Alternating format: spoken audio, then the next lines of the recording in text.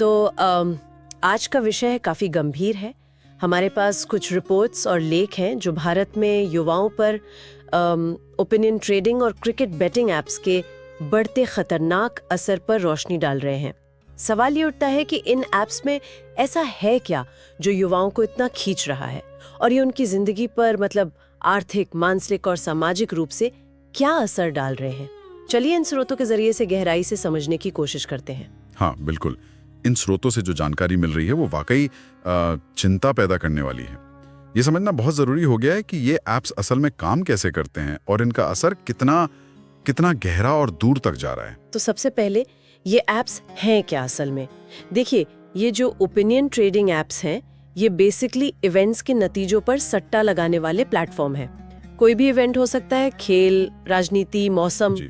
लेकिन चालाकी ये है कि ये अक्सर प्रॉफिट, ट्रेडिंग, स्टॉप लॉस जैसे शब्द इस्तेमाल करते हैं, फाइनेंस वाले शब्द। हाँ बिल्कुल, फाइनेंशियल मार्केट वाली भाषा। जी, इससे युवाओं को लगता है कि वो कोई स्मार्ट निवेश कर रहे हैं, जुआ नहीं खेल रहे। और क्रिकेट बेटिंग ऐप्स तो खैर वो तो सीधे सीधे भारत में जो क्रिकेट का जुनून है ना उसका फायदा उठाते हैं। और इनके इतने पॉपुलर होने की वजह भी काफी साफ है।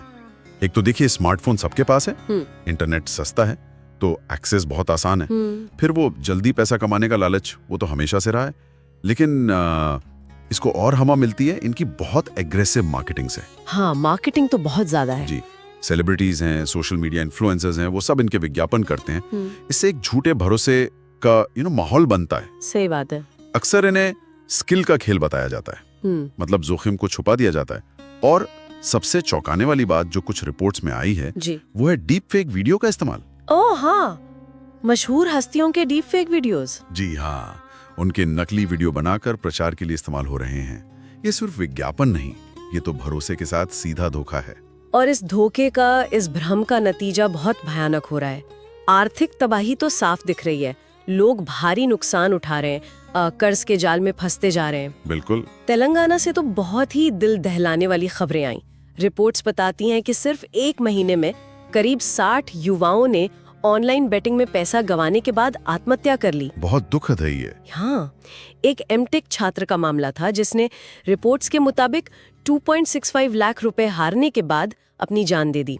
और ये सिर्फ कुछ कहानियां नहीं है, सेबी की जो एफएनओ स्टडी है, हाँ, फ्यूचर्स एंड ऑप्शंस वाली स्टडी, जी, वो भी यही दिखाती है कि करीब 93% इंडिविजुअल ट्रेडर्स, जिनमें बहुत बड़ी संख्या युवाओं की है, वो पैसा गंवाते हैं। तो ये सिर्फ पैसे हारना नहीं, ये तो जिंदगियां तबाह हो रही हैं। बिल्कुल। और ये सिर्फ आर्थिक नुकसान की बात नहीं है, इसका जो मनोवैज्ञानिक असर है वो भी बहुत गहरा है। ये ऐप्स एक नशे की तरह लग जाते हैं। वो जो लगातार हार जीत का एक साइकिल चलता है ना, वो भयानक तनाव और चिंता पैदा करता है। और इसमें कुछ सोचने के पैटर्न होते हैं जिन्हें हम कॉग्निटिव बायस कहते हैं, वो युवाओं को फंसाए रखते हैं। जैसे गैम्बलर्स फैलेसी, ये सोचना कि अरे इतनी बार हार गया अब तो पक्का जीतूंगा ही जीतूंगा। या फिर इल्यूजन ऑफ कंट्रोल, ये भ्रम कि नतीजा मेरे हाथ में है, मैं कंट्रोल कर सकता हूँ, जबकि असल में ऐसा होता नहीं है। बिल्कुल नहीं, ये ज्यादातर किस्मत का ही खेल है। और ये दिमागी सेहत पर वैसा ही असर डाल सकता है जैसा हम स्मार्टफोन की लत या जोखिम भरी क्रिप्टो ट्रेडिंग के मामलों में देखते हैं। मतलब डिप्रेशन, एंजाइटी का बढ़ना। और ये असर सिर्फ व्यक्ति तक ही नहीं रहता होगा, है ना, इसका असर तो समाज पर भी पड़ता होगा। हाँ बिल्कुल, सामाजिक ताने बाने पर गहरा असर पड़ता है। रिश्तों में तनाव आता है, दूरियां बढ़ती हैं क्योंकि व्यक्ति चिड़चिड़ा हो जाता है या शायद पैसे के लिए झूठ बोलने लगता है। दुखद मामलों में, जैसा कि रिपोर्ट्स इशारा करती हैं, भारी नुकसान की भरपाई के लिए युवा शायद अपराध की तरफ भी मुड़ जाते हैं। ओह, इतनी गंभीर नतीजे हैं। लेकिन इन्हें रोकने के लिए कानूनी स्तर पर क्या हो रहा है? यहाँ भी लगता है काफी चुनौतियां हैं। जी, चुनौतियां तो हैं। जैसे ये ओपिनियन ट्रेडिंग एप्स हैं, इनकी कानूनी स्थिति थोड़ी ग्रे एरिया में लगती है। क्या ये सीधे सेबी के दायरे में आती हैं? इस पर अभी पूरी क्लैरिटी नहीं है। सही कहा। और क्रिकेट बेटिंग जैसे मामले तो पुराने कानून, वो पब्लिक गैम्बलिंग एक्ट 1867 वाला, और फिर राज्यों के अपने अलग अलग नियम, इनके बीच फंसे हुए लगते हैं। एक यूनिफॉर्म नेशनल पॉलिसी की कमी दिखती है। निश्चित रूप से। और इनको लागू करने में भी मुश्किलें कम नहीं है। कई ऐप्स विदेश से ऑपरेट हो रहे हैं। हाँ, ये भी एक बड़ी दिक्कत है। जी, तो उन पर सीधी कार्रवाई करना मुश्किल होता है। बिल्कुल। वो भारत में प्रमोशन के लिए लोकल इन्फ्लुएंसर्स का इस्तेमाल करते हैं। फिर ये डिजिटल लेन देन को पूरी तरह ट्रैक करना भी आसान नहीं है। तो क्या कुछ हो भी रहा है इन्हें रोकने के लिए? देखिए, ऐसा नहीं कि कुछ नहीं हो रहा। सेबी ने निवेशकों को चेतावनी जारी की है। सुप्रीम कोर्ट भी कुछ मामलों में इनकी लीगैलिटी को देख रहा है, लेकिन जरूरत एक मजबूत, कॉम्प्रिहेंसिव और स्पष्ट राष्ट्रीय ढांचे की है जो इन नए डिजिटल खतरों से निपट सके। कानून है, पर शायद इन नए तरीकों के लिए काफी नहीं है।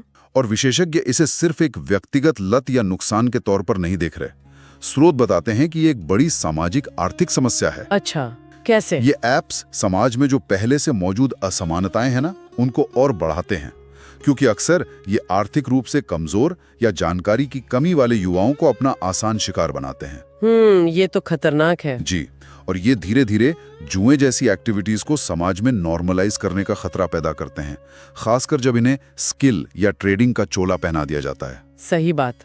वो उन्हें इन ऐप के भ्रामक दावों के प्रति और भी ज्यादा वल्नरेबल, मतलब संवेदनशील बना देती है। वो असली निवेश और सट्टेबाजी के फर्क को समझ ही नहीं पाते।